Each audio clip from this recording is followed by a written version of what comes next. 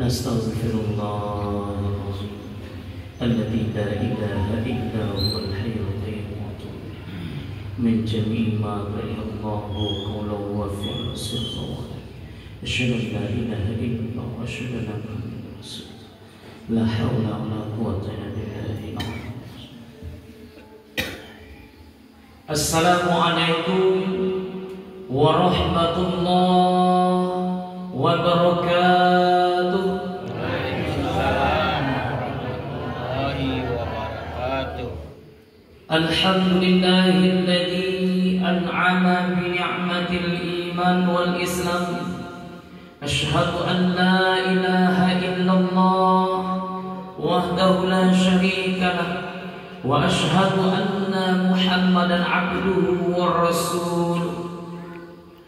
Allahumma salli wa sallim ala hadha an-nabiyil karim wa ala alihi wa ashabihi ajma'in. Amma ba'du fa ya ibadallah usikum wa iyaya bittaqwallah faqad fazal muttaqun. Qala Allah ta'ala fil Qur'anil Karim a'udzu billahi minasy syaithanir rajim. Bismillahirrahmanirrahim.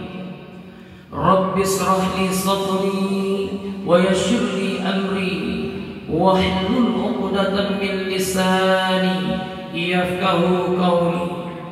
Sadaqallahu maulana al-azim.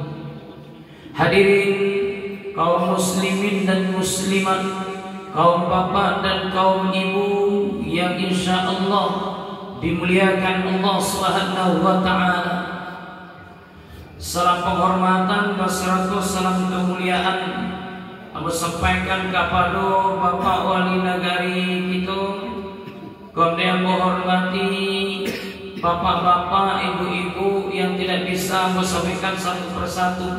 Wabil khusus kepada bapak dan ibu yang akan melaksanakan ibadah haji, mudah-mudahan diberikan kesehatan oleh Allah, kemudian dimudahkan, diberikan kekuatan iman dalam melaksanakan ibadah untuk menuju ibadah, menuju haji yang mabrur. Amin, amin ya rabbal alamin. Pagi hari ini marilah kita kembali berserah diri kepada Allah Subhanahu wa ta'ala.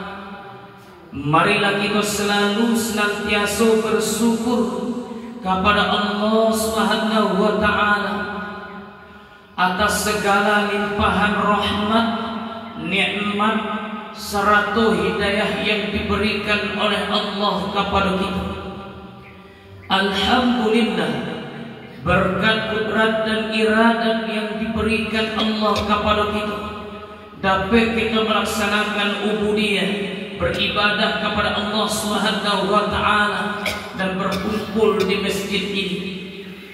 Kemudian salawat dan salam kita doakan kepada Allah Subhanahu wa ta'ala, semoga Allah sampaikan dan curahkan kepada hamba-Nya yang mulia, payung panji Mekah Madinah, intan berlian dalam surga, yakni Nabi besar Habib Mustafa Muhammad sallallahu alaihi wasallam.